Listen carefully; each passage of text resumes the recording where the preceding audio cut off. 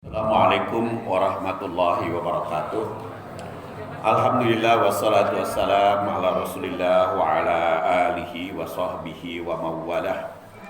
Ibu-ibu, bapak-bapak, anak-anakku, Alhamdulillah pada malam ini kita akan melanjutkan bahasan hadis riwayat Muslim tentang Isra Mi'raj dalam perspektif pendidikan keluarga atau pendidikan keluarga berdasar hadis riwayat Muslim tentang Isra Mi'raj.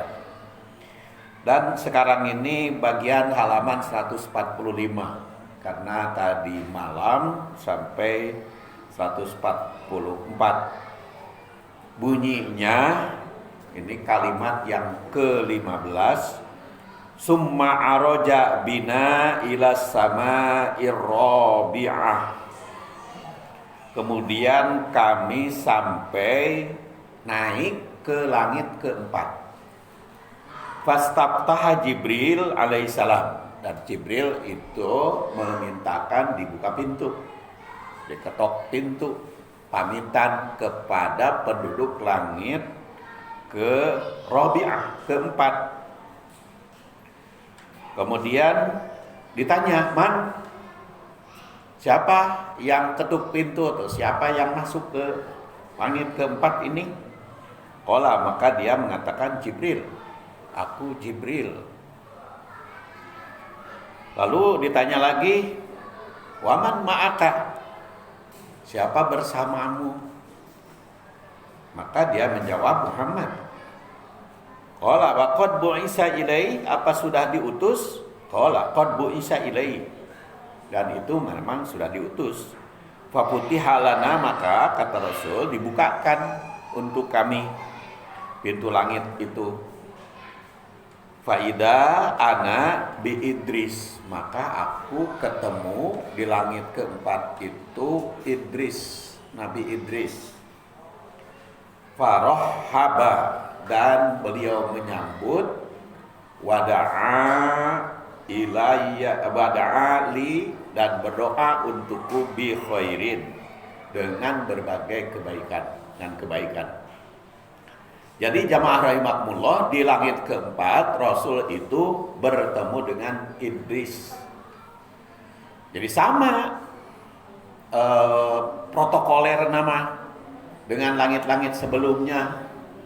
Diketok pintu, ditanya, menjawab, apa diutus, dan mendoakan seluruh yang ada di langit itu untuk kebaikan Rasul Sallallahu Alaihi Wasallam.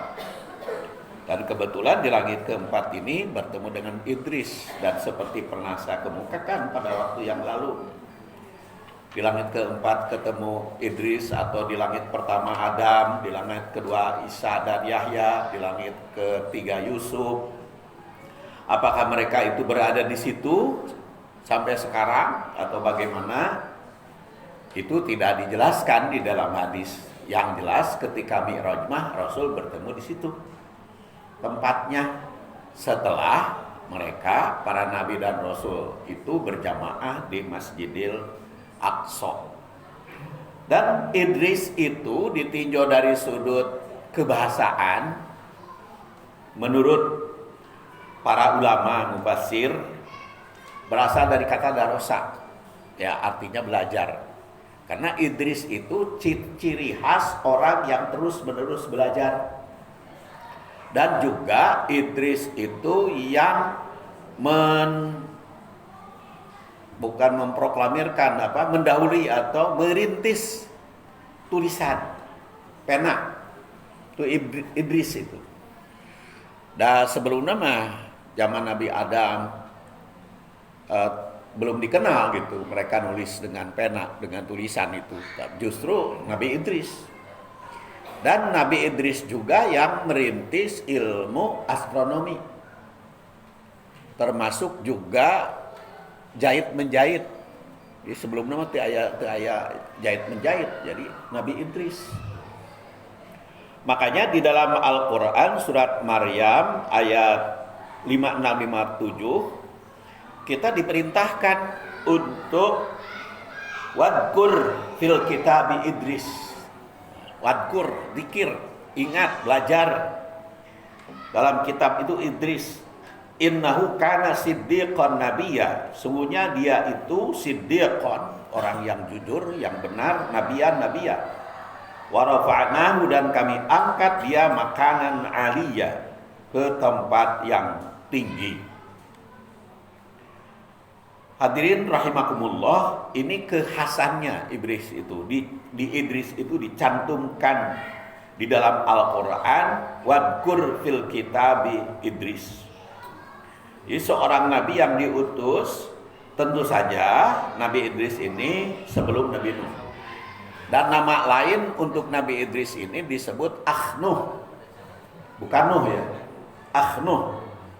Dalam riwayat yang lain disebutkan merupakan kakek Nabi Nuh. Idris ini, berdasarkan riwayat dalam kitab Al-Mustadrak Imam Hakim, jarak antara keduanya, antara Nabi Nuh dengan Nabi Idris itu sekitar 1000 tahun.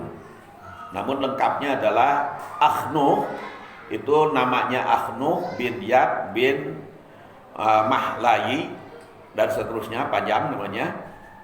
Namun pendapat yang masyhur menyebutkan bahwa dia adalah kakek buyutnya Nuh, putra dari Lamak. Dan Idris itu yang dikenal dengan Akhnuh juga mendapat kitab atau suhuf.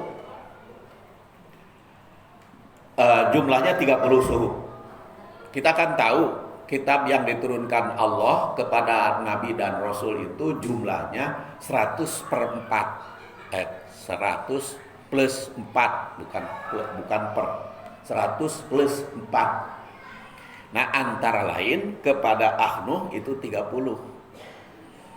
Nah, yang 4-nya adalah Taurat, Zabur, Injil, dan Al-Quran. Yang 100 dibagi-bagi, ada ke Ibrahim, ada ke Musa, ada ke nabi-nabi yang lain. Menurut Al-Alusi, terdapat beberapa poin utama mengenai keistimewaan Nabi Idris. Pertama tadi seperti saya katakan, ilmu astronomi. Dia orang pertama yang mengamati bintang-bintang dan perhitungan. Allah menjadikan hal sebagai mukjizat baginya. Kemudian keterampilan orang yang pertama tentang menulis. Jadi penulis.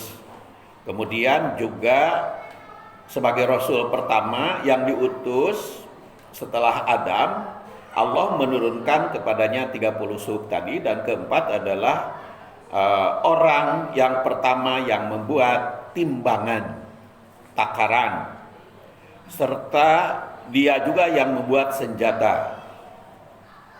Kemudian juga menyerukan la ilaha illallah. Tuh, Nabi Idris punya ciri khas. Jadi kalau para nabi itu punya ciri khas masing-masing ya, tapi walaupun tidak berurutan, karena kita kan nafsirnya berdasar urutan yang ditemui oleh Rasul. Kalau Nabi Adam kan ciri khasnya dia sebagai bapak seluruh umat manusia yang sering melihat umatnya beraneka ragam, kadang sedih, kadang bahagia, ningali orang kafir, sedih karena bodoh, orang yang mukmin bahagia karena mendapat petunjuk dari Allah Subhanahu wa taala. Kemudian Rasul ketemu di langit kedua sama Yahya dan Isa, itu juga ciri khas masing-masing. Tantangannya sampai dibunuh Yahya, Nabi Isa mau dibunuh tapi tidak jadi. Kemudian Yusuf punya ciri khas perjuangannya karena diiri oleh saudara-saudara, dibuang ke sumur, tapi karena sumurnya saat dia masih hidup. Kemudian dipulung oleh menteri-menteri para penggawa Mesir, maka diangkat, anak angkat, tapi dipikabogoh ku istrinya permaisuri, digoda, tapi kuat imannya, tapi tetap dia anger di penjara, yang tidak berdosa justru di penjara. Itu adalah Yusuf. Dan punya ciri khas kata Rasulullah, satrul husni, ketampanan yang paling hebat. Jadi tampannya Yusuf itu setengah dunia. muncul bahasa orang setengah dunia tampanan itu. Sampai-sampai para wanita ge hookeun melihat wajah Yusuf teh nepi ka ngeuretan leungeun sorangan keur disuguhan itu. Itu Yusuf. Nah, sekarang langit keempat Idris itu punya ciri khas belajar, terus-menerus belajar. Dan Idris itu juga menulis, ya. Maka belajar dan menulis itu kepada Rasul diperintahkan untuk dalam waktu dalam wahyu pertama. Iqra, bacalah. Bismi rabbikal ladzi khalaq, khalaqal insana min 'alaq. Iqra wa rabbukal akram alladzi 'allama bil qalam, nulis. Diperintahkan 'allama dan mengajar. Jadi Rasul itu dibimbing oleh resep pertama, wahyu pertama, agar membaca, menulis, mengajar. Dan wahyu keduanya juga tentang menulis. Nun wal qalam wa ma yasturun. Nun wal qalam, qalam tulisan. Dan memang tulisan itu dikemukakan oleh Ibnu Mas'ud bahwa tulisan itu qayyidun. Al ilmu sayyidun wal kitabatu qayyiduhu. Ilmu itu semacam binatang buruan. Wal kitabatu, sedangkan tulisan qayyiduhu, panyancangnya. Qayyid suyudaka bil hibalil wasiqah, maka cangcang ilmu itu dengan tulisan. Justru gara-gara tulisan ilmu itu lestari dan berkembang. Para ulama di Indonesia banyak yang populer. Pamannya kita kenal dengan Pak Rusad Nurdin, Pak Ijat Muttaqin, kamu ngarorangan teu kita yang sudah tua kenal Pak Rusad Nurdin, Pak Ijat Muttaqin, Pak Isa Ansori. Mereka itu populer pada zamannya dan itu diakui, diterima. Tapi karena para ulama ini mah tidak banyak nulis, jadi ajaran teh boleh dikatakan tidak selestari yang nulis. Beda dengan A Hasan, karena tulisan, karena dia banyak nulis, maka sampai sekarang dipakai itu. Tulisan A Hasan itu di Persis, atau Hasbi As-Siddiqi di Muhammadiyah dan Hamka di Muhammadiyah. Jadi yang nulis-nulis itu terikat tercangcang itu ilmunya itu, dan terus menerus lestari. Itulah Pak Saifuddin itu makanya ambisinya hayang jadi penulis terus menerus tulisan. Jadi saya tadi itu kebetulan karena malam tadi iktikaf, jadi tadi itu tidak kemana-mana, berada di rumah. Saya buka-buka file-file tulisan yang lalu, ternyata banyak ya yang bisa diungkap kembali sekarang itu dengan diungkap kembali. Jadi Iqra bismi rabbikal ladzi khalaq itu adalah tulisan dan belajar.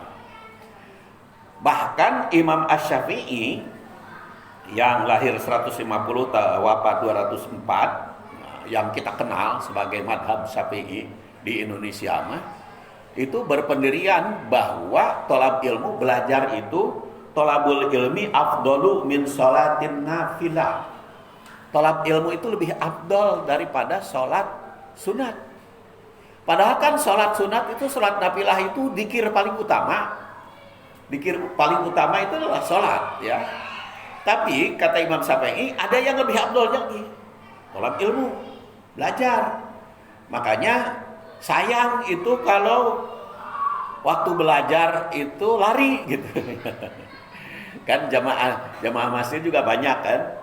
Begitu assalamualaikum, ayat ceramah subuh, lari buru-buru, lari tinggalkan kum leos, walaupun biasa nama sok wiridan gitu ya, biasa nama sok wiridan, tapi ayat ceramah jadi lari. Itu teh sayang, karunya gitu abdi mah teu terangeun fadilah tolab ilmu. Malah justru kalau setelah setelah sholat ada ceramah, ada tolab ilmu, itu harus lebih diutamakan. Dzikir yang bacaan biasa juga bisa ditinggalkan karena itu adalah afdalu. Jadi Imam Syafi'i itu berani bicara seperti itu jelas berdasar pemahaman dia terhadap sunnah. Karena kan Imam Syafi'i itu punya titel selain sebagai ulama madhab, dia juga disebut nasirus sunnah, penolong sunnah. Itu Imam Syafi'i ya. Jadi Imam Syafi'i itu kan imam yang ketiga. Yang pertama itu Hanafi, yang kedua Maliki, dan yang ketiga Syafi'i. Dan Syafi'i itu termasuk nasirus sunnah. Dan dia mengatakan thalabul ilmi afdalu min salatin nafilah. Jadi kenapa di Muhajirin itu iktikaf selalu diisi dengan thalab ilmu? Karena itu yang paling afdal. Dzikir yang paling afdal thalab ilmu itu, apalagi kan dengan thalab ilmu banyak diskusi tadi malam makomo. Tadinya saya mau membahas 3 poin, tapi tungtung nama yang ketiga mah tekabujeng. Jadi dibahasnya sekarang. Karena apa? Karena dialog dia. Jadi dialog itu kan tanya jawab yang sangat menambah ilmu. Jadi kalau tanya jawab itu menambah ilmunya bukan hanya untuk yang bertanya, tapi untuk yang menjawab. Karena kalau ada pertanyaan baru, biasanya itu muncul jawaban itu yang baru. Kadang-kadang saya juga setelah berpikir, oh gening setelah ditanya, jadi saya tahu. Nah itu makanya pas ala dzikri in kuntum la ta'lamun. Tapi selain tadi tanya jawab dialog tolab ilmu, belajar juga tulisan. Karena itu di wahyu pertama dan wahyu kedua, tulisan itu oleh Allah Subhanahu wa taala jadi wahyu. Itu di situ dengan kalimat allama bil qalam. Jadi mengajar dengan tulisan, dan nun wal qalam wa ma yasturun. Itu wahyu kedua. Jadi wahyu pertama nyuruh baca tulis, wahyu kedua juga nyuruh nulis. Hanya di sini ditekankan kalau wahyu pertama itu lebih menonjol ketauhidan, Iqra bismi rabbikal ladzi khalaq, khalaqal insana min 'alaq. Lebih kepada ketauhidan, maka ditinjau dari sudut fikih mah wahyu pertama itu perintah syahadat uluhiyah, asyhadu an la ilaha illallah. Dan wahyu kedua nun wal qalam wa ma yasturun wa ma anta bi ni'mati rabbika bimajnun, itu berkaitan dengan rasul. Makanya wahyu yang kedua itu berisi syahadat risalah. Jadi asyhadu an la ilaha illallah wa asyhadu anna muhammadar rasulullah. Kemudian baru nanti wahyu ketiga itu kumil laila illa qalila. Jadi itu salat. Jadi urutan gitu. Rukun Islam itu mulai dari syahadat uluhiyah dan syahadat risalah, lalu sholat. Tapi yang diperintah pertama kepada Rasulullah sholat itu adalah qiyamul lail. Baru sholat fardu itu diturunkan pada peristiwa Isra Mi'raj yang sedang kita bahas. Nanti di dalam buku ini ada satu bab tentang sejarah khusus tentang sholat, dari sholat para nabi terdahulu sampai sholat di zaman Rasulullah Shallallahu Alaihi Wasallam. Hadirin rahimakumullah, jadi pada malaikat Nabi Idris itu memberikan pelajaran bagi kita, utamanya yang berkaitan dengan peningkatan ilmu, peningkatan belajar. Makanya diperagakan oleh Rasulullah Shallallahu Alaihi Wasallam belajar itu sampai akhir hayat. Sehingga bulan terakhir di bulan Ramadan Rasul masih liqah, masih talaqqa dengan malaikat Jibril alaihissalam. Jadi kana ajwadan nas wa ajwadu ma yakun fi Ramadan fayudarisul Quran. Belajar Al-Quran. Padahal kita tahu bahwa Rasul itu sudah berilmu hebat, tapi Rabbi zidni ilman, masih Rabbi zidni ilman. Maka disponsori awal yang pertamanya itu adalah Nabi Idris alaihissalam. Insya Allah summa aroja bina ila sama'il khamisah langit kelimanya mungkin dalam pengajian Sabtu subuh pertama. Karena sekarang sudah 20 menit. Jadi tamat atau tidak sudah saya harus tutup dengan doa subhanakallahumma wa bihamdik asyhadu an la ilaha illa anta astaghfiruka wa atubu ilaik. Assalamualaikum warahmatullahi wabarakatuh.